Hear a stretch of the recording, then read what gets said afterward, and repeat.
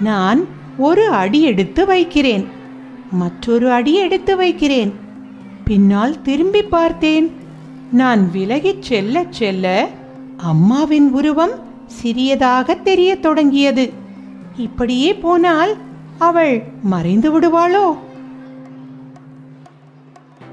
நான் திரும்பி அவளிடம் ஓடிச் சென்றேன். வளர்ந்து பெரியவளாகிவிட்ட உணர்வு இப்போது என்னிடம் இல்லை. அம்மாவின் கையை நான் பிடித்துக் கொண்டேன். தயவு செய்து என்னை விட்டு போகாதீர்கள் என்றேன் நான்.